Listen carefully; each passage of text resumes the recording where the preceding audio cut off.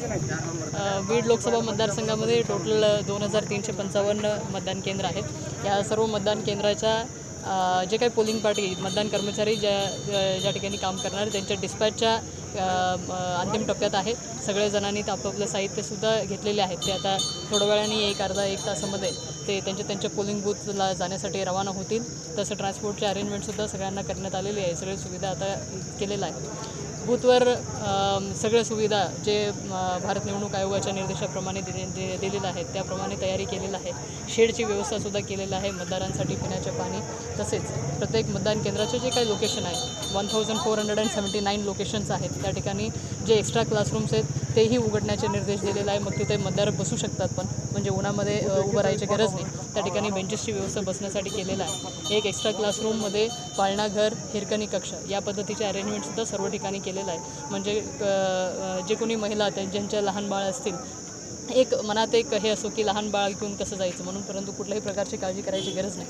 तसेच त्या ठिकाणी पाळणाघरामध्ये अंगणवाडी सेविकासुद्धा उद्या तिथं थांबणार आहेत आणि आरोग्य विभागामार्फत आशा वर्कर प्रत्येक ठिकाणीसुद्धा ठेवलेलं आहे। आशा वर्करच्या माध्यमातून एक मेडिकल किट तसेच ORS त्या ठिकाणी ठेवलेलं आहे। म्हणजे मतदारांसाठी सगळे सोयीसुविधा जिल्हा प्रशासनाच्या वतीने सज्ज केलेलं आहे। या पद्धतीची तयारी ठेवलेलं आहे। सिक्युरिटी पर्सनल मतदान प्रत्येक बूथवर एक सिक्युरिटी पर्सनल असणार आहेत। कुठल्याही प्रकारचे अनुचित प्रकार घडता कामा नये या पद्धतीचे सर्व काळजीसुद्धा घेण्यात आलेलं आहे। जिल्ह्यात एकूण किती संवेदनशील केंद्र आहेत, कशी विशेष काळजी घेतली गेली? जिल्ह्यामध्ये संवेदनशील टोटल 17 मतदान केंद्र आहेत। ज्या संवेदनशील मतदान केंद्र आहेत तिथं वेबकास्टिंगची सुविधा केलेलं आहे आणि तसेच तिथं सेंट्रल आर्म्ड पोलीस फोर्सेसचे सुद्धा सिक्युरिटी त्या ठिकाणी असणार आहे। CCTVच्या संदर्भात देखील लावले गेले आणि त्यावरून उमेदवारांनी आरोप केला होता की इतर ठिकाणी लावले गेले नाही तर एका ठिकाणी लावले गेले असा प्रशासनावरती काही सिलेक्टिव्ह मतदारसंघामध्ये लावलेत असं। बीड जिल्ह्यामध्ये टोटल 2355 मतदान केंद्र आहेत। वेबकास्टिंगचे जे काही भारत निवडणूक आयोगाचे निर्देश आहेत 50% पोलिंग बूथ आपल्याला कव्हर करायचं आहे। 50% पोलिंग बूथसुद्धा आपण प्रत्येक जे विधानसभा मतदारसंघ आहे तिथलं जे काही टोटल पोलिंग बूथ आहे त्याच्या 50% पोलिंग बूथवर CCTV वेबकास्टिंगची सुविधा देण्यात आलेली आहे। अशी पथकं किती केली? जास्त उष्णतामुळे VVPATचे रिप्लेसमेंट जनरली असतो आणि प्रत्येक मतदारसंघामध्ये सेक्टर ऑफिसर्स केलेले आहेत। 255 सेक्टर ऑफिसर्स आहेत। त्या प्रत्येक सेक्टर ऑफिसर्सकडे 6, 7 किंवा 8 पोलिंग बूथ असं अलॉटमेंट केलेलं आहे। त्या सेक्टर ऑफिसर्सकडे रिझर्व्ह मशीन्स असणार आहेत। जेव्हा VVPAT किंवा EVMमध्ये रिप्लेसमेंटची वेळ आली तर लगेच तातडीने सेक्टर ऑफिसर्स जाऊन तिथं रिप्लेसमेंट करतात। EVMमध्ये मागच्या काही निवडणुकीमध्ये एक आढळलं होतं की फेविक्विक टाकण्यात आलं होतं। असे जे समाजकंटक असतील किंवा निवडणूक थांबवण्याचा प्रयत्न करत असतील अशांना काय आव्हान असेल आणि इशारा काय असेल? सिक्युरिटी पर्सनल्सना जेव्हा आता डिस्पॅचच्या वेळीसुद्धा आणि इव्हन आम्ही वेळोवेळी पोलीस विभाग आणि सोबत आपण एक व्हिडिओ कॉन्फरन्स पण करून जे काही पोलिंग बूथवर सिक्युरिटी पर्सनल्स आहेत त्यांना स्ट्रिक्टली इव्हन आता डिस्पॅचच्या वेळीसुद्धा स्ट्रिक्ट इन्स्ट्रक्शन्स दिलेलं आहे की कुठल्याही प्रकारच्या वस्तू पोलिंग बूथच्या आतमध्ये नेण्यास बंदी असणार आहे। त्यांच्यावर स्ट्रिक्ट फ्रिस्किंग होईल। अशा कुठल्याही वस्तू त्यांना मध्ये घेऊन जाता येणार नाही। Thank you. Okay.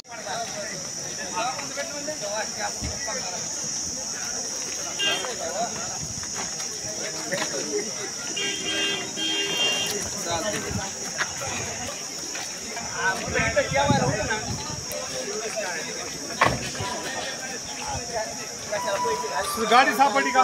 नाही किती क्रमांक? वरापासून 2205 वरापासून खाली जाते।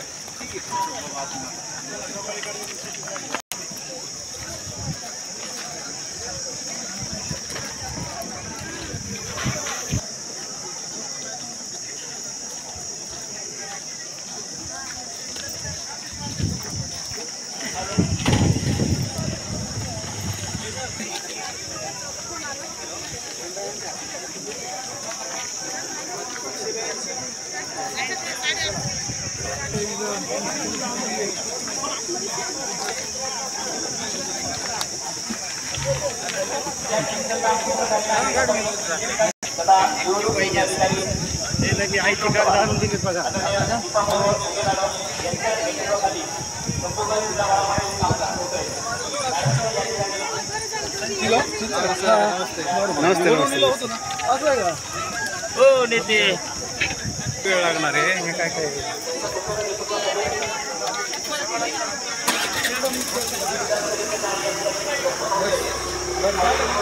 सर आला